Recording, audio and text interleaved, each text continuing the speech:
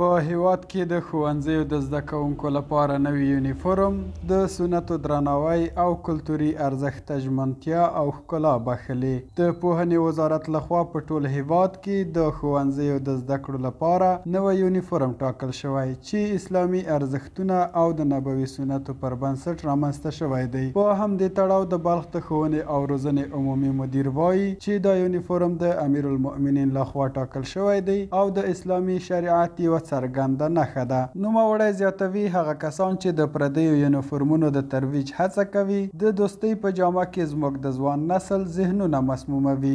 سال جاری 1404 یعنی مکتوبی از وزارت جلیله محترم معارف به فرمان امیرالمؤمنین صاحب حفظه الله تعالی در ریاست معارف بلخ بلکه به همه ریاست ها متحد المال تکثیر شد رابطه به فرم مکاتب دولتی و خصوصی که باید شاگردای دولتی و خصوصی یونیفرمشان مطابق سنت گوهربار رسول الله صلی الله علیه و سلم بوده باشند که از صنوف ابتدایی تا صنف نو البته لباس آبی به همراه کلاه و از صنوف نو به بالا تا 12 لباس سفید و همراه عمامه می باشه. دغه راز په مزار شریف ښار کې د ځینو ښوونځیو د ښوونکو په وینا دا یونیفورم نه یوازې د اسلامي ارزښتونو استازیتوب کوي بلکې د افغاني دود یوه ژوندۍ نښه ده چې په افغاني ټولنه کې یاد کلتور راج او رواج لري. هغوی وایي د نوي یونیفورم په راتګ سره زده کوونکو ذهني هوساینه موندلې ده. د معنوي ګټو سربیره زده کوونکي یو بل ته د شخصیت په سترګه ګوري او له دې سره په ټولګي کې د بیهوده فعالیتونو کچه راکمه شوې ده. هر جامعه که میخواهد که به سوی بازسازی و پیشرفت بره باید از ادب، کلتور و ادبیات خود باید حمایت بکنه.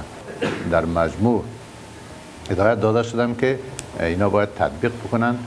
باید بچه ها از صنف اول تا صنف 12 لباس ها یعنی پیرنتمان ملی خود ما یعنی رنگ آبی با کلاه سفید و از صنف 10 الی 12 شاگردا طلبه ها معمولا پیرنتمان های سفید و لنگوته ها یا لونگی های سیاه و سفید فرق نمیکنه. مقصد اینه که باشه که یک نظم نشان میده و یک از نگاه شرعی هم ثواب داره و از نگاه که ما فرهنگ خود ما از حمایت میکنیم و همچنان کار بسیار خوب و نیک است. دا ډیر هم معنوي ارزښت لري هم ذهني ارزښت لري.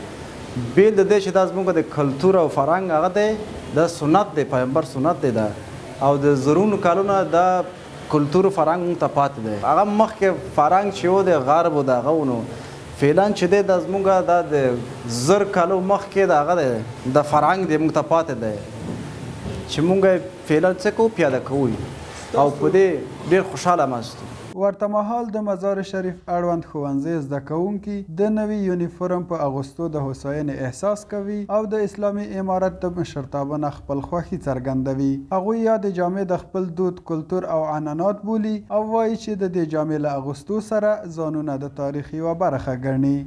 ما تقریبا راضی هستیم. این کالا بسیار منظم و شاگرد متعلمین مکتب شناخته می شود که با کالای سفید، ولی بعضی از متعلمان نسبتا کالای سفید است مشکلات را در میکنه، اما بهتر از کالای سفید بسیار یک نظم عالی می باشه و خصوصا لنگی که سنت پیامبر سلام می باشه و ما راضی هستیم.